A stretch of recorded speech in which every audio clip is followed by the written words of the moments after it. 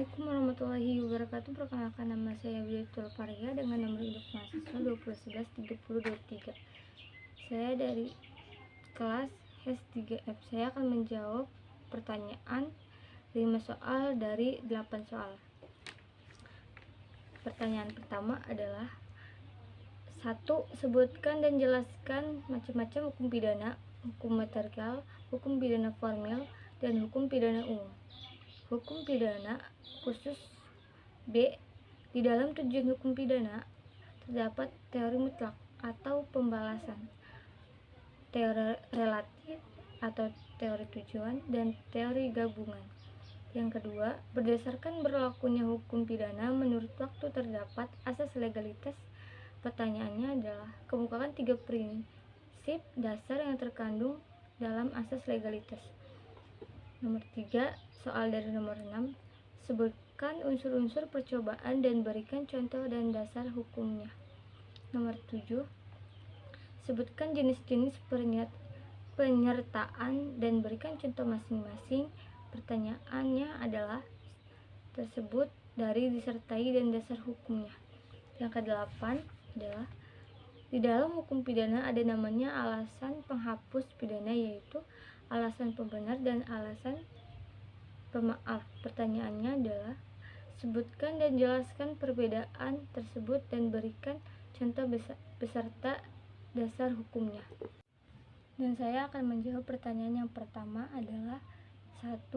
Teori absolut, teori pembalasan, Vervelgendis teorin. Menurut teori ini, pidana dijatuhkan semata-mata karena orang telah melakukan kejahatan atau tindak pidana. Teori ini diperkenalkan oleh Kant dan Hegel. Teori absolut didasarkan pada pemikiran bahwa pidana tidak bertujuan untuk praktis seperti memperbaiki penjahatan, tetapi pidana merupakan tuntutan mutlak, bukan hanya sesuatu yang perlu dijatuhkan tetapi menjadi keharusan. Dengan kata lain, hakikat pidana adalah pembalasan revengen.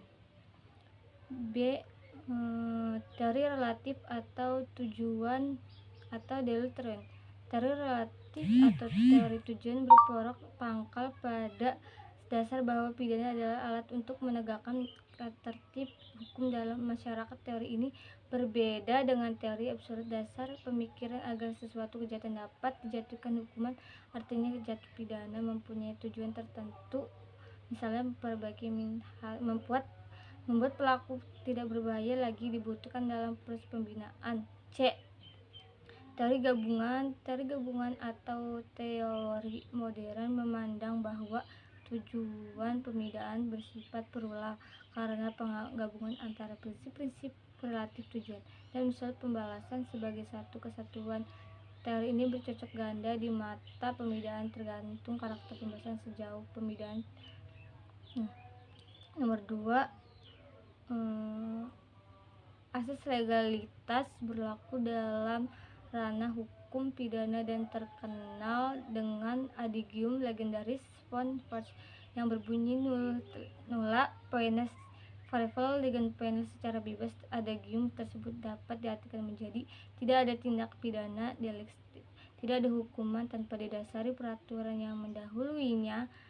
Secara umum, Fed membagi adigium tersebut menjadi 3 bagian, yaitu tidak ada hukuman kalau ada ketentuan undang-undang, tidak ada hukuman kalau tak ada perbuatan pidana, tidak ada perbuatan pidana kalau undang-undang nullum trisin legal.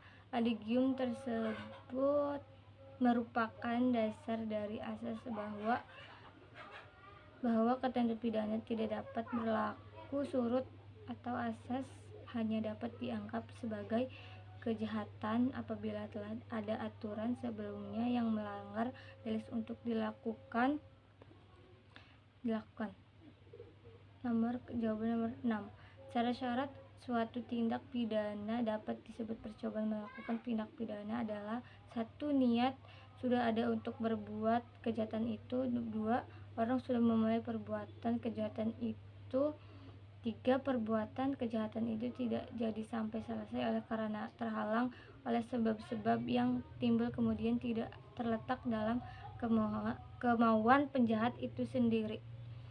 Jawaban nomor 7 adalah kalimat delektatif aktif. Kalimat delektatif adalah kalimat yang subjek melakukan suatu tindakan predikat kepada objeknya.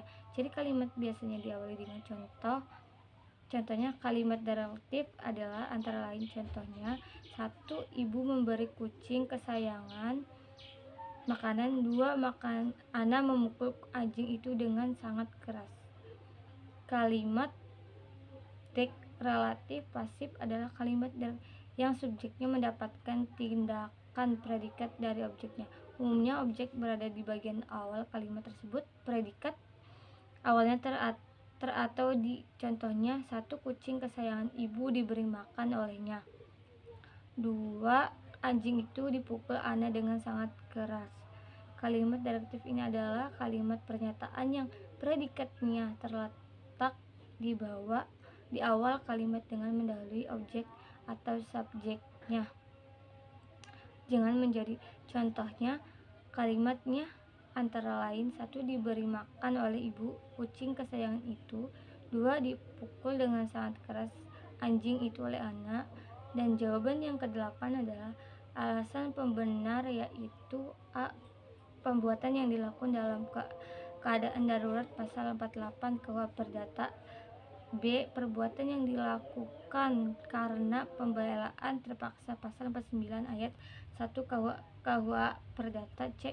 Perbuatan untuk menjalankan peraturan perundang-undangan pasal 50 KUH Perdata. D. Perbuatan untuk menjalankan perintah jabatan yang sah pasal 51 KUH Perdata. Dan sedangkan alasan pemaaf yaitu perbuatan yang dilakukan oleh orang yang tidak mampu pertanggungjawaban pasal 44 KUH Perdata. B. Perbuatan yang dilakukan terdapat daya paksa pasal 48 KUH Perdata. C.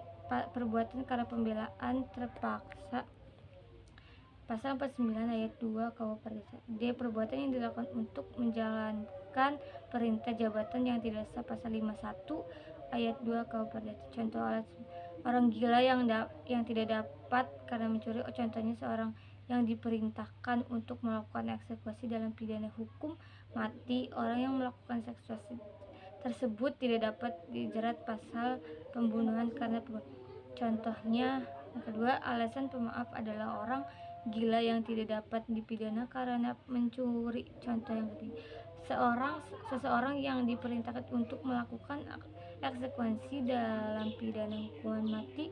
Orang yang melakukan eksekusi tersebut dapat dijerat pembunuhan karena perbuatan merupakan perintah undang-undang. Mungkin itu saja dari saya, kurang lebihnya mohon maaf. Assalamualaikum warahmatullahi wabarakatuh.